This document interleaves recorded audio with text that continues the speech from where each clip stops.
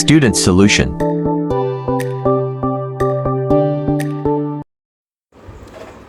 बिस्मिल्लाहिर्रहमानिर्रहीम अल्लाहुम्मा सल्ली अला मुहम्मदिन व आले मुहम्मद व अजिल फ़रजहुम। अस्सलामु अलैकुम स्टूडेंट्स, क्या हाल हैं? उम्मीद है आप सब ठीक होंगे। स्टूडेंट्स, आज हम बात करेंगे सिंपल हार्मोनिक मोशन के साथ रिलेटेड न्यूमेरिकल प्रॉब्लम नंबर 4 की। यूनिट नंबर 1 में लास्ट टाइम हमने फर्स्ट 3 न्यूमेरिकल्स सॉल्व किए थे। यूनिट नंबर 1 के अंदर प्रॉब्लम नंबर 4 हम देखते हैं। इस प्रॉब्लम में बात की गई है कि what is the time period of mass spring system if mass attach to spring is 500 gram and it's spring constant is 20 newton per metre. Students, इस न्यूमेरिकल के अंदर हमसे बात की गई है कि टाइम पीरियड को हमने फाइंड करना है अगर हमारे पास मैस जो है दैट इज़ 500 ग्राम है। तो what is the time period of mass spring system.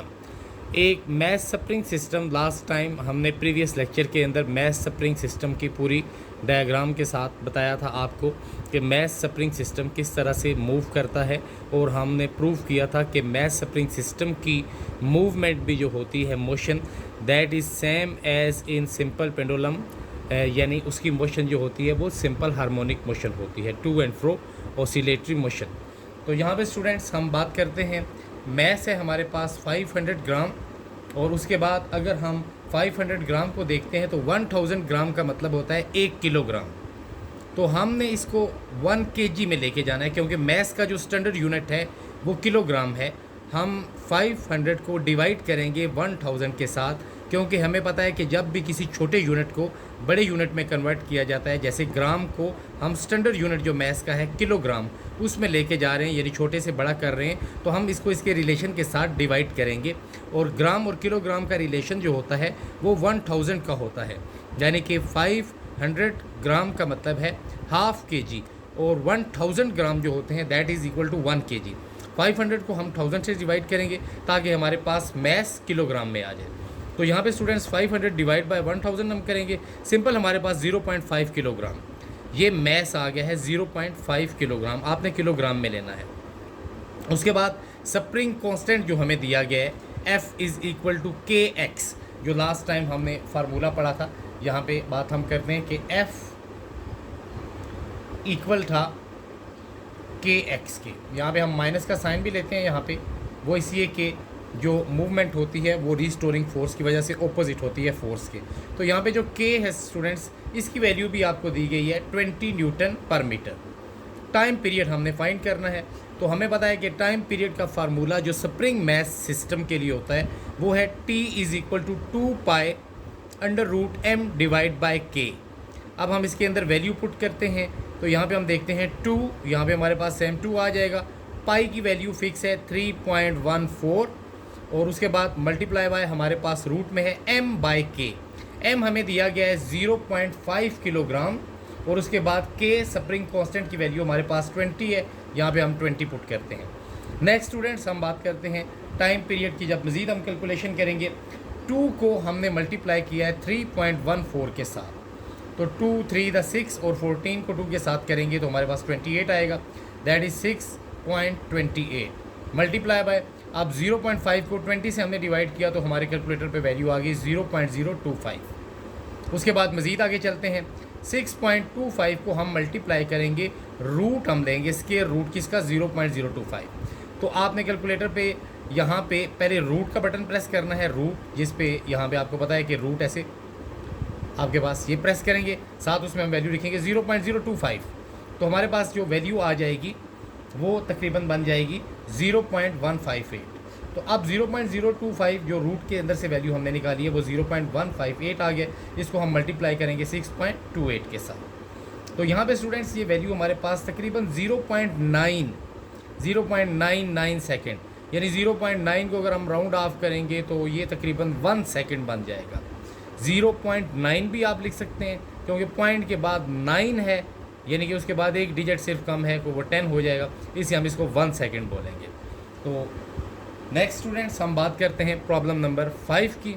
इसमें हमारे पास है कि if 10 waves are produced on a long stretch string if length 1 metre, यहाँ पे हमारे पास जो लेंथ है वो 1 मीटर है और 10 वेव्स प्रोड्यूस हो रही हैं एक लॉन्ग स्ट्रेच स्ट्रिंग के साथ। एक लंबी रस्सी है हमारे पास जिसकी लेंथ कितनी है 1 मीटर और उसके अंदर 10 वेव्स प्रोड्यूस हो रही हैं।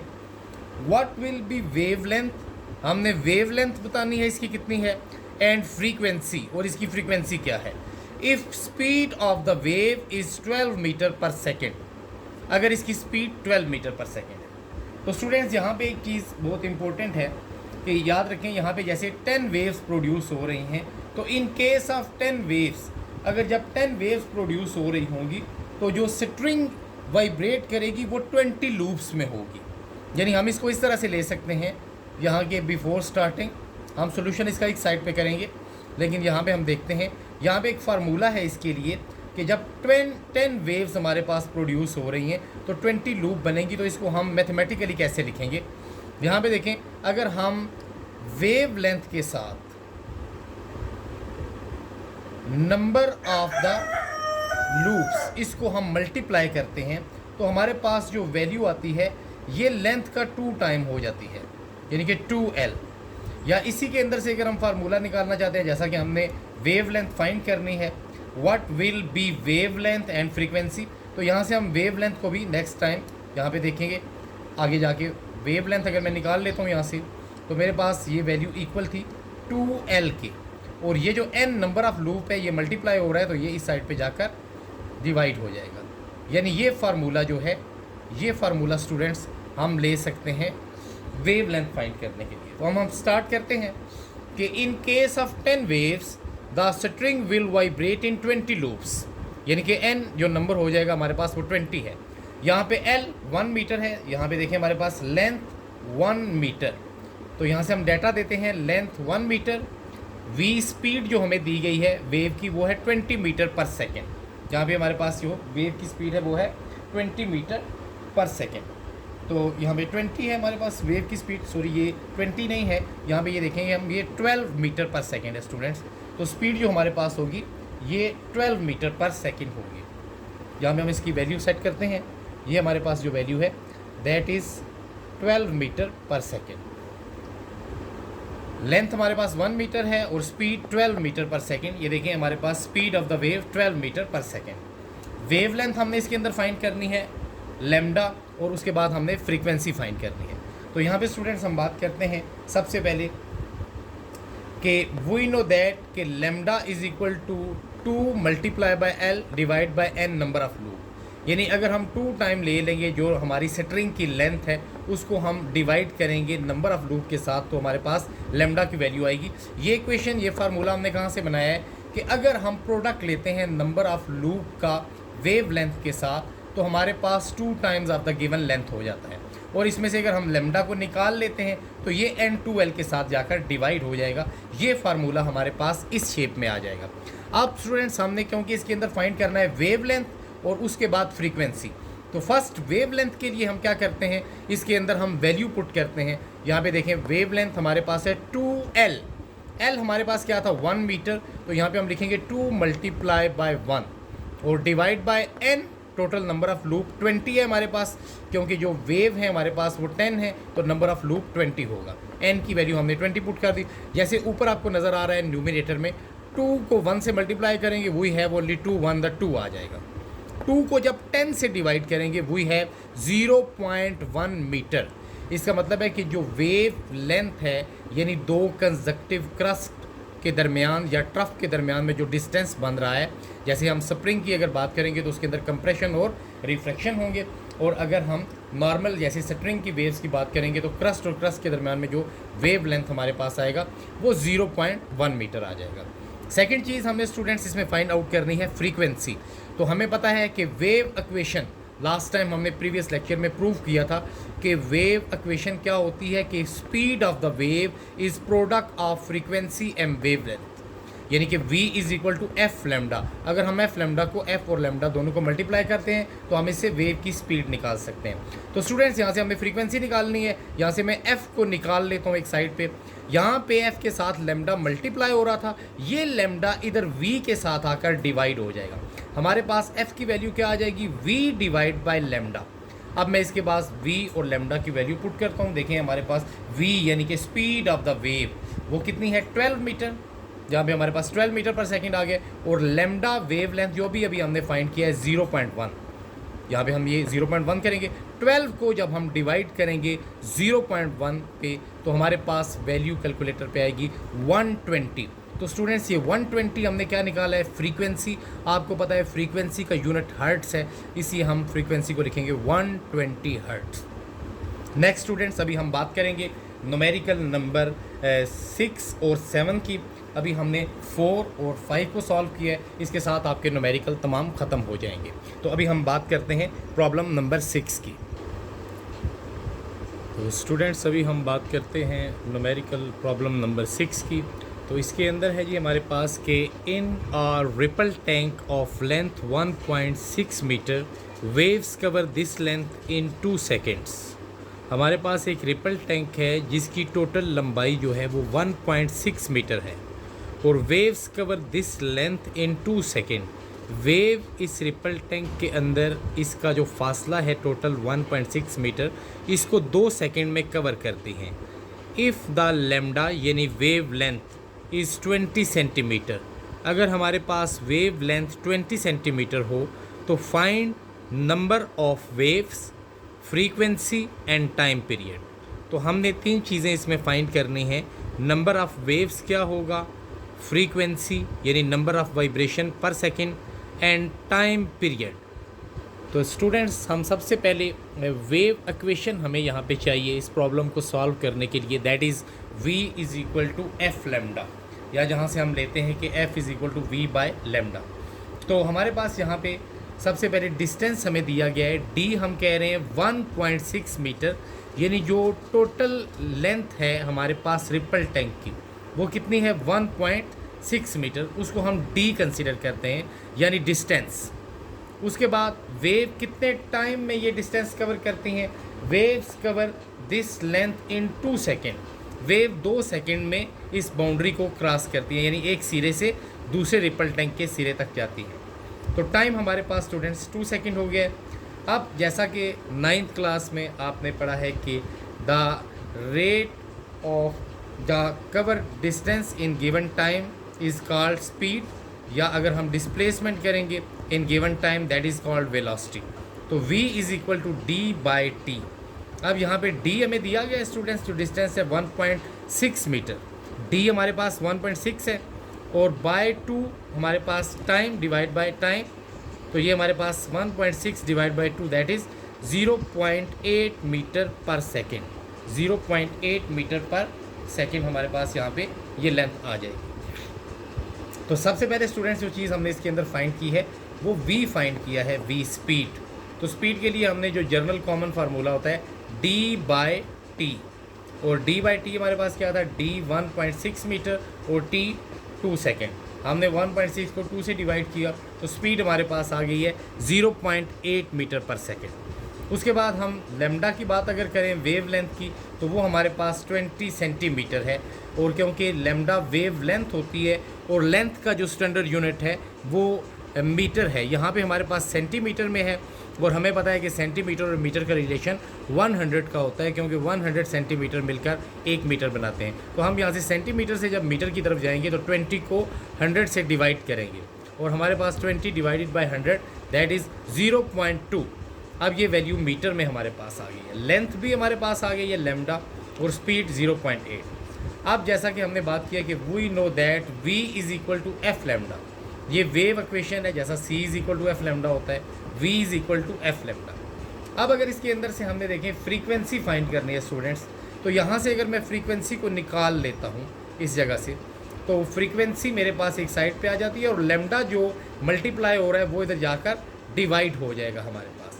तो यहाँ पे देखें f is equal to v divided by lambda, हम वेव इक्वेशन का इस्तेमाल कर रहे हैं, v is equal to f lambda होता है, और अगर हम इसमें से f निकालेंगे तो जो लेम्डा मल्टीप्लाई हो रहा है वो v के साथ इधर आके डिवाइड होंगे। अब v की वैल्यू जो ऑलरेडी हमने फाइंड की है 0.8 हम रखेंगे, और इसके साथ लेम्डा की वैल्यू हमें जो दी गई है 20 सेंटीमीटर, जिसको हमने मीटर में कन्वर्ट किया है 0.2। तो 0.8 0.2 हम डिवाइड करेंगे, वही है 4, तो फ्रीक्वेंसी हमारे पास आ जाएगी 4 हर्ट्स। उसके बाद स्टूडेंट्स हम बात करते हैं number of waves, find number of waves. तो नंबर ऑफ वेव्स की अगर हम बात करें स्टूडेंट्स, तो सिंपल इसके अंदर देखें, नंबर ऑफ वेव्स हमारे पास f is equal multiply by time, क्योंकि नंबर ऑफ वेव्स निकालने के लिए जैसे फ्रीक्वेंसी का आपको फार्मूला पता है, f is equal to 1/t होता है या t is equal to 1/f। तो टोटल नंबर ऑफ वेव्स निकालने के लिए हम फ्रीक्वेंसी को मल्टीप्लाई कर देंगे टाइम के साथ। टाइम हमारे पास 2 सेकेंड है और यहाँ पे हमने जो नंबर ऑफ वेव्स के साथ फ्रीक्वेंसी को मल्टीप्लाई करना है, फ्रीक्वेंसी हमारे पास 4 है, तो 4 multiply by 2 that is equal to 8।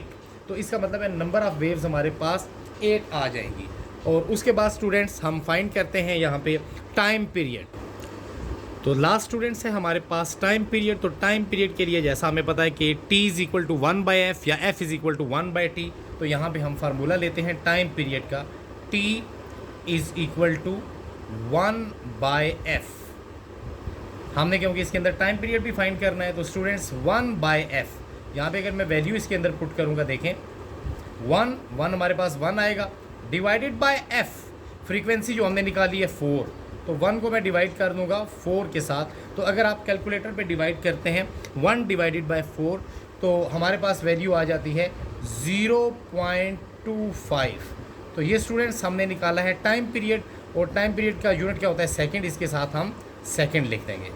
तो यहाँ पे हमारे पास टाइम पीरियड होगा 0.25, फ्रीक्वेंसी होगी 4 हर्ट्ज़, और उसके बाद अगर हम v की बात करें तो v is equal to F lambda, ये हमने इक्वेशन यूज़ की है ये फाइंड करने के लिए। और नंबर ऑफ़ वेव्स के लिए हम यूज़ करेंगे फ्रीक्वेंसी मल्टीप्लाई बाय टाइम।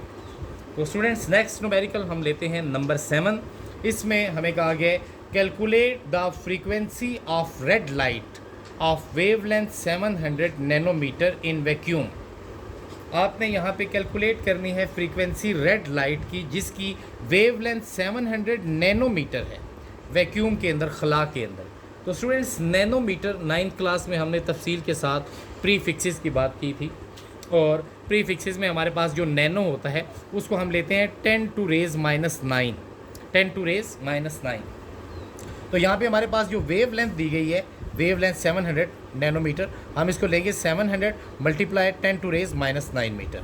और अगर मैं इसको साइंटिफिक में स्टूडेंट्स लिखूं तो देखें ये जो 700 है, 700 आपको नज़र आ रहा है, यहाँ पे इसका पॉइंट इस जगह पे है। तो इसको अगर मैं यहाँ पे लेके आता हूँ तो 2 डिजिट पीछे, फर्स्ट नॉन ज़ीरो नंबर के बाद, तो पॉइंट हमारे पास लेफ़्ट साइड पे आएगा। जब लेफ़्ट साइड पे 2 डिजिट क्रॉस करेगा तो 2 हम पावर में ऐड कर देंगे। हमारे पास ऑलरेडी -9 था और साइंटिफिक में लिखें तो +2 माइनस प्लस माइनस, ये हमारे पास 10 की पावर -7 बन जाएगी। इसका मतलब है कि जो वेव लेंथ हमें 700 नैनोमीटर दी गई है, जब हमने उसको नैनो को 10 टू रेज़ -9 और साइंटिफिक में लिया तो ये हमारे पास आ जाएगी wavelength 7 multiply 10 to raise -7 metre. ये हमारे पास वेव लेंथ है। उसके बाद speed of the red light, जैसा आपको पता है कि स्पीड ऑफ द लाइट जो होती है वो 3 मल्टीप्लाई 10 टू रेज़ 8 मीटर पर सेकेंड होती है। तो यहाँ पे स्पीड के लिए ये वैल्यू आपने लेनी है, स्पीड की वैल्यू है 3 मल्टीप्लाई 10 टू रेज़ 8 मीटर पर सेकेंड। फ्रीक्वेंसी स्टूडेंट्स हमने फाइंड करनी थी, calculate the frequency of the red light. तो हम यहाँ पे वेव इक्वेशन इस्तेमाल करेंगे, v is equal to F lambda, v is equal to F lambda. तो इसमें से अगर हम देखें f को निकाल लेते हैं, यहाँ पे अगर हम f को निकाल लेते हैं एक साइड पे, तो हमारे पास लेमडा जो मल्टीप्लाई हो रहा है वो v के साथ आकर डिवाइड हो जाएगा। अब हम v की और डिवाइड बाय लेमडा की वैल्यू पुट करते हैं। v की हमारे पास यानी स्पीड ऑफ द लाइट की वैल्यू क्या है, 3 मल्टीप्लाई 10 टू रेज़ 8, और लेमडा की वैल्यू क्या है, 7 मल्टीप्लाई 10 टू रेज़ -7।